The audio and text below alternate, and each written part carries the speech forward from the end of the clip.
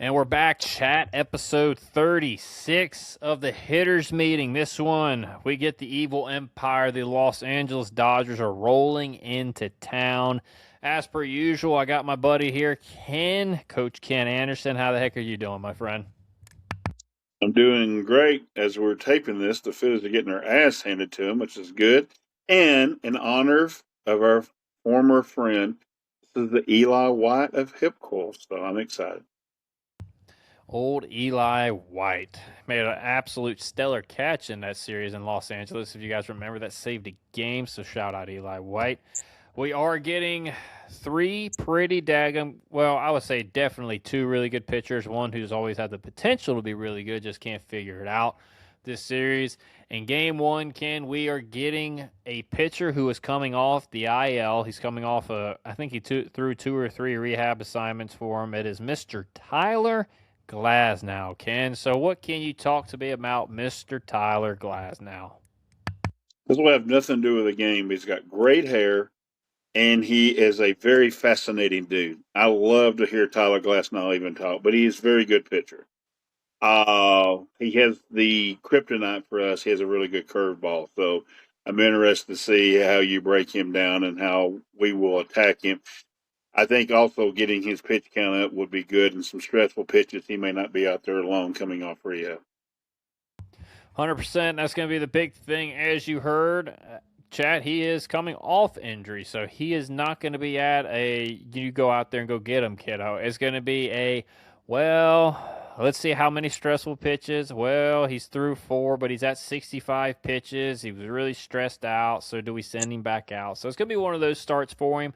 So it's going to be really important for the Braves to actually keep him in the strike zone instead of just kind of just having the crappy at bats that they've been having. So let's go over his repertoire: fastball, slider, curveball, and a sinker. I didn't even know he threw a sinker, by the way. I knew the other three. I did not remember the sinker. Elite extension, so his velocity plays 2 to 3 miles per hour higher. So if he's throwing 98, it's really closer to 100, 101. But right now, I think his average has been around 95, 96. He's coming off the IL, so I'm sure he'll be a little juiced up. So he'll probably be hitting 96, 97. Keep that in mind.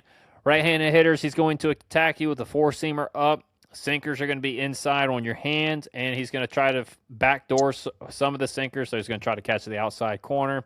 And then he's going to throw a lot of sliders and curveballs down and away to try to get you to expand on your strike zone. Lefties, he's going to attack you with a four-seam fastball up in the zone, front door sinkers, and back foot curveballs. He doesn't really throw the slider to you guys too much, so you get those 3 pitches. Righties, you get all 4 of them, unfortunately. The tendencies that I did pick up on Tyler Glasnow, he seems to really try to put hitters away with his curveball. Not saying he won't throw a slider or a heater in a 2-strike count, but it's very noticeable he relies on the curveball. I think it was like 60 or 70% that he went to the curveball, and especially in 0-2, 1-2 counts. It kind of leveled back out a little bit once you got to 2-2 and 3-2, but 0-2 and 1-2, it was like 50 to 60% just curveball. So keep that in mind. He relies on his four-seamer and sinker combo when he's behind in the count. Doesn't matter whether it's righty or lefty. He goes fastball when he's behind in the count. The only other oddity that stuck out to me was he goes really heavy on the slider and 1-1 count to right-handed hitters. So righties, if you're feeling frisky and you feel like sitting on a pitch in a certain count, slider, 1-1, you might as well, because it's pretty high up there. It's like 65%. He throws 1-1 count sliders. So not saying he will all the time, but could be a decent spot to look for a slider. Right-handed approach. We are going to hunt the four-seam fastball and sinker window and the hanging breaking ball window. For the four-seam fastball and sinker, our window is going to start on the outside corner to the middle part of the plate. Belt high to high thigh. For the hanging breaking ball, you're going to want it to start at you, inside off of the plate to the inner third, above the strike zone to the belt. 2 strikes, obviously you have to expand, but until then, keep your windows locked here. Get the baseball up in the strike zone. His fastball is hittable at the top of the zone. I promise you, if Estuary Ruiz can hit a freaking tank off him at a fastball at the top of the zone, you guys can do the same exact thing. and the breaking balls become a lot flatter. They could become, I mean, they flatten straight out to where it's like a BP fastball from a high school pitcher. So keep that in mind. Get the ball up. Everything flattens out a little bit, and you can really do some damage. Keep your direction to right center field. Do not expand your windows, and make him pitch to where you want him to be pitched. Don't expand your zone low. He's going to try to get you to chase the slider and curveball out of the zone. Get him up in the zone. You can catch up to the fastball. You guys are a good fastball hitting team. So believe in that. And when you see the breaking ball up in the zone and it's hanging, crush it. There's no reason why you guys can't hit glass now, but you got to keep him in your zone. Have the approach. Don't expand upon it. Don't chase away. Don't chase up. Don't chase down. Keep him right where you want him, and you should have a lot of success. But if you don't and you start chasing his crap, it's going to be a really long day until he gets out of the game. Lefties, you're going to have the same approach as right-handed hitters. You're going to hunt the four-seamer and sinker window and the hanging breaking ball window. For the four-seam fastball and sinker, our window is going to start on the inside corner to the middle part of the plate, belt to high thigh. For the hanging breaking ball, we want it to start off the plate away to the middle part of the plate, above the zone to the belt. Again, 2 strikes. You can change your approach because it's 2 strikes. Got to be a little bit more defensive. Get the ball up in the zone. Attack the fastball up. Attack the hanging breaking ball. Don't chase anything off the plate away or down. And you should do extremely well against Mr. Glasnow. He does not have a changeup, and I think that plays extremely well for our left-handed hitters. Everything's going to be either breaking into you or it's going to be the fastball away from you and at the top of the zone. And I think Matt Olson, Drake Baldwin, Mike Yastrzemski, those 3 guys really need to come through for the Braves in this game if we're going to have success, because this is your guy. This is your guy that you got to hit. He's going to throw fastballs. He's going to throw spin that's breaking into you, so make sure you do some damage, my good fellas. Ken, that is what I got on Mr. Glasnow. You got anything else? No, I mean, the key here is to get his pitch count up and get him out of there. Their bullpen is the one, I guess you're going to call a weak spot of a dynamic team is the bullpen, so we can get him out of there. I also like Michael Harris in this matchup. He had spin coming toward him very well. So I do like the fact you think the left-handers may hit him. I think they may. Yes, I forgot about my bad, Mike. I forgot about you, my boy. All right, rolling on to game 2. This is the one where me and Ken are dead set on that we think we can absolutely crush Roki if we have the correct approach. So you heard it, Roki Sasaki in game 2. Ken, what you got on Mr. Sasaki? All we have to do is lay off that splitter key. Don't throw it for strikes. So if you can pick it up and let it go and just sit on his fastball. Now, he's pitched way better in the second half than he did in the first half. But with that said, I do think we can hit this guy.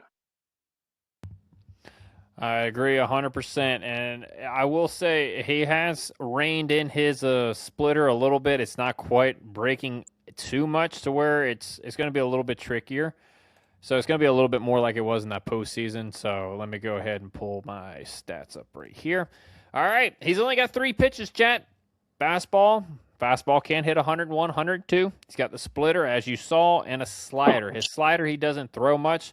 It's more of a let me change up the hitter's eyesight a little bit and let me get this over just to give him a different look type pitch. So both righties and lefties are going to see all 3 pitches at about the same percentage. Righties see an uptick in the slider and a decrease in the fastball. That's really the only difference. His tendencies, he's going to become basically a 4-seam fastball and splitter pitcher in 2 strike counts. He uses the sliders to give hitters a different look, like I said, maybe get ahead in the count to flip a breaking ball in there when guys are looking for the 0-0 heater. But other than that, he's fastball split, which is why he really excelled in the postseason last year, by the way. Screams closer, but I don't think the Dodgers are ready to give up on him. For both hitters, solely hunt the heater. Reason why is because if you see any change in direction of the ball and it starts in the zone, it's got to be an auto take because it's not going to be a strike. So I will say this, he has decreased a little bit of his movement on a split. If the split starts at the very top of the strike zone, it's going to clip the very bottom of the strike zone. But in my opinion as a hitter, that's not something I want to swing at unless I have 2 strikes. If I'm 0-0 or 0-1 or whatever other count and I don't have 2 strikes, I'm taking the pitch and I'm going to get a fastball somewhere in the strike zone. All right, so off speed has way too much movement. Yep, stay in the strike zone. You want the fastball to start belt high to mid-thigh in height, inner third to outer third. This is for both hitters. Any change of direction in this window is an auto take because it's going to be either the split that's going to hit the dirt or the slider that's going to hit the dirt. Both pitches have way too much movement for them to start middle of the zone to stay in it. It's going to fall straight out, so just take it. Righties, you're going to want the split to start above the zone and on the outside corner to the middle part of the plate because this split kind of fades back into you. The slider, you want to start above the zone at you to the inner third of the plate and at the belt. So you either the lowest you want either of these pitches to start is the belt. Everything else has to start above the strike zone for it to fall back into the strike zone. Lefties, kind of the same thing. You want the split to start at you off the plate inside to the inner third, again, above the zone to the belt. Slider, you want to start off of the plate away to the outer third and above the zone to the belt. If you guys really keep your direction to right center field as right-hand hitters, left center field as a left-handed hitter, I think you're going to have a lot of success because if that split just flops right in the zone and you're sitting left center field, you're going to be able to get the barrel out in front of it and pull it for a homer. Righties, same way, except you'll probably pull it to left center field. But if you keep your direction to the big part of the field, you make him get the ball up. Now, I'm not saying it's easy to hit 100 miles an hour, but if you better be dang certain that you can identify his fastball and his split completely differently if you're going to start chasing down in the zone. Because if you do that and you aren't reading it very well, he's going to eat you up with the splitter and slider. So get him up in the zone, identify the fastball, and crush it. And if you want to, you can probably sit on the splitter and just wait for it to hang if you don't feel comfortable hitting 100 miles an hour up. He's going to throw a hanging split. You don't know when, but he will probably at one of your at-bats. So if you want to be ready for that one pitch, be ready for it. You could do that as well. This would be a really good guy if you just feel comfortable sitting a pitch each at bat. Just sit that pitch, and when you get it, don't miss it. Chipper was very famous for doing that at times, so you could do that against him as well, but I don't think he's going to be that hard to hit, Ken. Do you have anything else on Mr. Roki Sasaki? Yeah, part of the reason, like sitting on one pitch, is why I think we'll do well. Not as much on him, but on the matchup itself. These are two guys. AJ Smith-Shawver is going to take the bump for us. These are two guys who desperately want to be starting pitchers in the postseason. And I think both clubs, GMs, and managers are going to look at this start.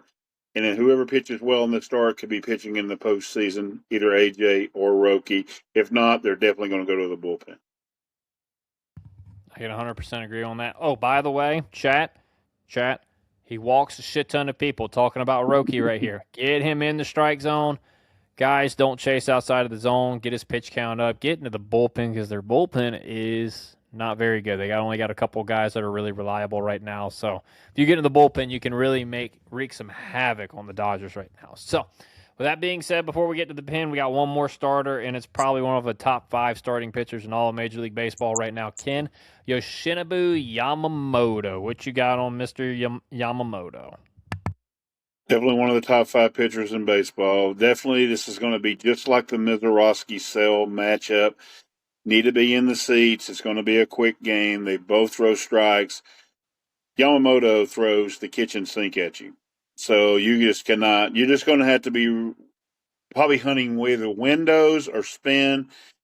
Our team does not follow spin well. It's quite the hunt windows. Not trying to jump in here. Ryan may have a different approach, but he's a very tough pitcher. So I'm interested to see what Ryan says. He's dirty, man. It's just he is nasty. I was looking at his pitch mix and I was like, oh my God, he's got pretty much every weapon you could want as a pitcher because you can get anybody out with what his pitch mix is. So with that being said, chat, here's his pitch mix. 4-seamer, sinker, cutter, curve, slider, and don't worry, yes, he has a splitter as well. So he's got the entire kitchen sink. He's got 3 fastballs that break 3 different directions. He's got a curveball that goes pretty much straight down, a slider that is a legitimate slider, and his cutter. And by the way, his cutter and slider look at like the same exact pitch until the very end. The slider completely falls off the table. So that's fun for the right-handed hitters. Righties, you're going to be attacked with a 4-seamer at the top of the zone, the sinker inside, the cutter and sliders away, and the curveballs down and away below the zone. And, oh, yeah, just to throw in one more pitch, the split. He's going to throw that below the strike zone, too. Like I said, cutter and slider play extremely well off them. So if you see one pitch, he's probably going to throw the other one right behind it. So keep that in mind if you're a right-handed hitter. Lefties, you're going to be attacked with a four-seamer at the top, split down and away, and then the curveball below the zone. Cutters will be inside, and then every once in a while with two strikes, or if it's early in the count, like he's going to try to front door a two-seamer in there to catch you looking. He does not, and that's his worst pitch, is his sinker. I mean, it's still 96 miles an hour, but it does not grade out well, and it's been hit pretty hard. So he tries to just pick spots in order to sneak that in on you guys. So this is a true pitcher. He has absolutely no tendencies. That was really the only thing I recognized was when he throws the sinker. And that's not much because I'm not really worried about his sinker if I'm one of you guys. He uses all of his pitches well and mixes them up in every single count, and he goes based off a hitter's swings, which is why he's very effective. If he sees you having an approach, he's going to go probably away from it because he can identify it pretty good. Right-handed hitters, our approach, we're going to hunt the fastball, the sinker and split window. And the reason why we're going to hunt that, fastball stays true, sinker goes in, split goes in and down. So you can kind of hunt that window. And then you're going to hunt the cutter and slider window. The reason why is because those two look extremely similar. All right, so this is going to allow you to stay on the fastball because it's going to be true through the zone. Sinker's going to run down. Split goes middle. If anything moves away starting in the fastball window, you take it because we're hunting on the outside part of the plate. You want the ball to start on the outer third. So the fastball will run right through the outer third. If it is a split, it's going to run back over the middle of the plate. And if it's a sinker, it's going to run back into you as well so you can catch it out front and do some damage on it if you recognize it. The cutter and slider, you're going to want to start inside off of the plate to the middle of the plate, belt to high thigh. Of course, in the curveball, you need to start above the strike zone to the belt, and you can go from the inside corner to the outer third because his is kind of almost a true 12-6. It's got that just straight drop. It doesn't have much movement away from the right-handed hitter. So he's got a lot of weapons. You're going to have to you can pick one of these windows if you want to, or you can pick a couple of them. If I'm a hitter, I'm really going to hunt the fastball, the sinker, and the splitter. That's going to be the window that I feel like I can do damage on because if the fastball is going here, the split's going more back middle, and then the sinker's coming into my hands, I feel like I can get to each of those three pitches while at the same time, if a ball starts in that same window and it starts breaking away from me, I can auto take it because I know it's going to be a ball. So I eliminate spin. Unless it's an obvious one that's just hanging, I'm not going to swing at it. So I think that's the best approach for right-handed hitters. And if you really stay right center field with this approach, I think you're going to have some decent success off of Yamamoto. I'm not going to say you're going to have great success. He's one of the best pitchers in the game, and if he's on, it's going to be tough to hit. Lefties, you're going to hunt the four-seamer and split window and the cutter window. And, of course, the hanging curveball if you get one of those. For the four-seamer and split, we want the ball to start belt high to high thigh, inner third to outer third. And for the cutter, we want it to start away off of the plate to the middle, belt high to high thigh. And again, for the curveball, it needs to start above the zone to the belt at the lowest it needs to start is at the belt. Otherwise, it'll go below the zone. And of course, from the outside corner to the middle part of the plate, that'll be the hanging zone that you can really do some damage on. Again, for you guys, stay left center field. He's going to be coming at you heavily with a four-seamer and split. That's 60% of what he throws. Not saying you won't see other pitches, but you really have to stay on that window, left center field, get it up in the strike zone. If you get it up, you have a chance against this guy. The split will hang if it gets up in the zone. His curveball will hang if it's up in the zone. Slider's going to hang if it's up in the zone. But if you start expanding low, it's going to be a really long day at the ballpark because he can get you with every single one of his pitches. So keep him up in the zone. I'm okay if we chase above the strike zone a little bit. It's going to happen. I don't want to see any chase away if you're a righty or lefty or below the strike zone, Ken. That is what I got on Mr. Yamamoto. I'm eliminating the bottom of the zone. I want him to get the ball up. You got anything else? No, that's good. This is like we told you when they self-faced Mizorowski. The team gets to 3 runs in this game, they got to feel like they're going to win it. So simple as that. 100%. The only hope the Braves will have if the Dodgers score first and they can somehow get Yamamoto out in the sixth inning is they got a couple innings off the bullpen before the big guys come in. So, speaking of the bullpen, their bullpen is hurting right now. Trinan 60-day IL done. Diaz, he just got put on the IL. He's been so bad for them they said get out of here. So he's on the IL. They got a lot of pieces missing right now in that bullpen. So we had to switch it up. Tanner Scott's still in there, so we'll review him. But there is a new guy that we are covering, Ken, Mr. Edgardo Henriquez. Can you tell me about Mr. Henriquez? My comp to Ryan was Brusdal Gratterall. I think he's got the similar stuff. Great young arm, and I like him a lot. He will be a tough ride when he comes in. As you guys see, he can throw the fastball. His fastball touches, as you can see right there, 102 miles an hour. And, oh yeah, by the way, it's got movement. So that's always fun to deal with as a hitter. His pitch mix, four-seamer, sinker, slider, cutter, and a curveball. Righties, you're going to be attacked with sinkers coming back in on your hands and sliders away. Could have guessed that. Lefties, you're going to be attacked with the fastball at the top of the zone. Cutters are going to be coming inside. Sliders are going to be coming down and in. So righties, our approach is we're going to hunt the sinker and the hanging slider. For the sinker, we want the ball to start away off of the plate to the outer third, belly button to high thigh in height. The slider, again, in that sinker window, if you see anything that starts in that window and it breaks away, take it. It's going to be a ball. His slider has a lot of break on it, and it's hard. Just take it. You don't want to swing at any breaking ball unless it's hanging against this guy. The slider, we're going to want it to start inside off of the plate at us to the middle part of the plate, above the strike zone to the belt. Again, get it up. Keep your direction to right center field and keep him up in the zone. If you start chasing down in the zone, I know I say it a lot, but if you start chasing pitches down in the zone against this guy, he's going to eat you alive with that slider down in the zone. And you're not going to have, it's going to be a very short trip to the plate for you guys. So get the sinker up, get the slider up, and you're going to do some damage against him. Lefties, we're going to hunt the four-seam fastball and cut four-seamer window and the cutter slider window. For the four-seam fastball, we want the ball to start inner third to outer third, belt to high thigh in height. The slider and cutter, we want to start off the plate away to the middle part of the plate, above the zone to the high thigh. Keep your direction to the big part of the field and keep him at the top of the zone. I know it's hard to hit 100 miles an hour at the top of the zone, but his all speed is too good when it starts in the zone, and it looks like a lot like his fastball. So you're going to start chasing stuff away off the plate or down below the zone. Do your best to keep him at the top part. Only time you should expand low is if you can tell the difference between his four-seam fastball and his off-speed. If you can do that, then you can hunt the fastball low in the zone. If you can't, your best bet is to keep him up and maybe attack one up at the top or get a hanging breaking ball. So, Ken, that is what I got on Mr. Henriquez. Do you have anything else? Yep, spot on. It's going to be tough. Moving on to an old nemesis, Mr. Tanner Scott, who used to pitch for the Miami Marlins. Ken, what can you tell me about Mr. Scott? Good news. He only has two pitches. Bad news is he throws both of them at an elite level. He's a very good pitcher, and but we have had success on him. So we've seen him enough.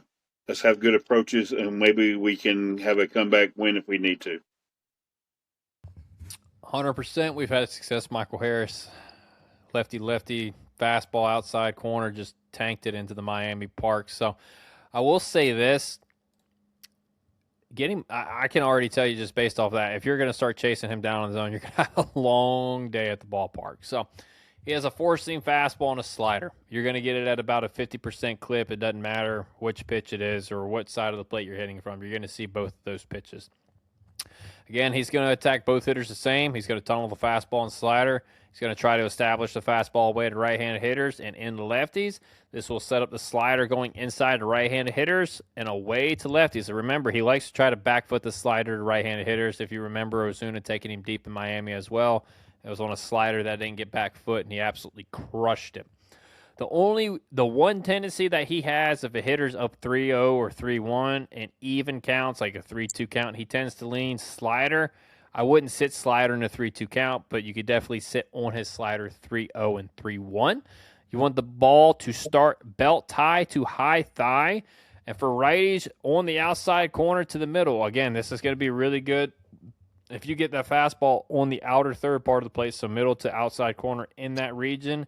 You can hunt the fastball there, and if his slider starts in that same quadrant, it's going to fall right into the down and in part of the plate, and you can crush it. And, of course, if you see the slider that's hanging, that starts above the zone, it's going to fall back into the middle part of the plate. You can definitely do some damage on it as well. For lefties, you're going to hunt the inside corner to the middle, so that's going to be the fastball. And if the slider starts in that area and it breaks away, you should be okay. I will say this, if it starts middle, and it starts breaking away, take it. It's going to be a ball. But if it starts more of that inner third to off the plate at you inside, and it starts above the zone to the belt, you got a really good shot of doing some damage on that. Righties, keep your direction right center field. Lefties, keep it to left center field. The two times that we've had really good success has been the homer from Ozuna, dead center. Michael Harris was left center field when he crushed it. So if you have that approach against him, you're going to do some damage. Don't give up on the ball that starts high and off the plate away, because that'll be the slider that falls right back into the middle part of the plate that you can do damage on. So, Ken, that's what I got on Mr. Tanner Scott. Don't chase down below the zone. Get him up and keep him in the strike zone, and you got a really good chance of success. You got anything else on Mr. Scott? Michael Harris has had the most success against him because he sits fastball and let his hands adjust to the slider. And that's what he did against even Alan Ashby, and he found out the hard way. Everybody should have the same approach. Sit fastball, catch the slider up in the zone, and we can hit this guy. Man, that was the Dodgers are beatable. I'm not going to say they're not. It's going to be hard to get two of their starting pitchers out of the game. I don't think there's any doubt about that. Glasnow and Yamamoto are going to be really tough. Roki is going to be, if we don't hit Roki, it's going to be like Matthew Liberatore all over again for me, because it's basically a two-pitch guy, and you got to be able to make that adjustment off the two-pitch guy. Which I will say this, Ken, I didn't drop this tidbit. Roki doesn't go deep into games. He's a five and fly type guy. So if you get him out in the fifth inning, go do some damage on that bullpen. So, but with that being said, chat, we got to do our series predictions. Ken, how do you think we do? More I've thought about it since we did them on the recap, I'm going to give a guarantee. We're going to take 2 out of 3. And the reason why is this. Glasnow's going to be a tough ride. I don't think he's going to pitch long in the game. Rourke pitch count always gets up. He don't pitch late in the game. Yamamoto's going to pitch great, 100%. I think we're going to take 2 out of 3. It just smells like a 2 out of 3. It smells like, and then we said on the recap, Braves look like they had fun again Sunday night, and I think they're going to have a lot of fun. It's going to be a tough series. I think the Braves are looking forward to kind of cementing. They're still a good team to be count on, because everything I heard today from the MLB talking heads were maybe the Braves are done. So I think this is going to be they're welcoming up everybody that know, and the Dodgers are beatable. I do agree with Ryan. Man, MLB talking heads thinking the Braves are done. Look, I know they've struggled, but it's not like they've struggled for the entire duration, right? They've struggled, fixed it, struggled. Now can they fix it again and ride into the postseason? Who knows? We'll see. I believe that they can. I'm going 2 out of 3 as well. I like that Glass. And look, I'm not saying I like that he's coming off an injury. I like it for us that he's coming off an injury, because that means his pitch count's going to be limited and we get him out of the game earlier. I hope he stays healthy for them. I don't wish injury on anybody, but I think the Braves can ride that pitch count up. If God, please be disciplined for this series. Just go back to having a good approach, guys. Get Glasnow out, get in the bullpen early, do a lot of damage on the bullpen in Game 1. That sets you up extremely well for Game 2, because Sasaki is sure as shit ain't going to throw 6 or 7 innings, and if he does, we didn't do our job. And then Game 3 is a flip of the coin. It's going to be whoever scores 2 to 3 runs, because Sale and Yamamoto are 2 of the top 5 pitchers in Major League Baseball right now. And it's going to be a dogfight. I do even give the Braves a slight edge if they have a little bit of offense, because their bullpen is still better. it's still leaking a little bit of oil, but it's a whole lot better than the Dodgers bullpen. So I'm going 2 out of 3. Ken, who's the offensive piece that is going to give the Braves a really good series this showdown? I really liked the whole body language, the way he played, and I've been warning about his legs. I'm going to go Ronald Acuna Jr. Ronald Acuna Jr. can hit hanging sliders. He's going to get an opportunity to do that in the first 2 games, or hanging curveball from Tyler. Yamamoto is going to be tough, but he definitely can hit the 2 guys in the bullpen as well. So I'm going to go Ronnie. I just got this feeling. The one good thing, real quick, 6-10 in the last 16. Yeah, that's bad, but we've pitched well. And these 3 guys, I think, will pitch well. And Ronnie, and I know you have a special pick to click. I think these 2 guys are going to have huge series, and I think the Braves are going to take 2 out of 3. Chat, said I wasn't going to do it. I'm breaking my own rule.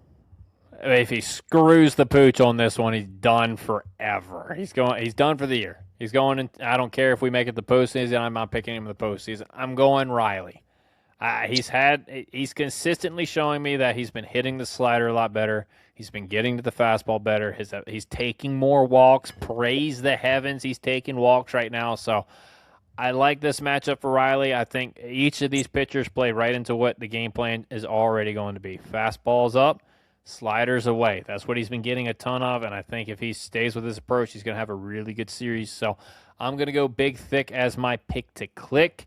We both predicted 2 out of 3. Ken, let's go win us a daggum series, man. You got anything else? I hate the Dodgers.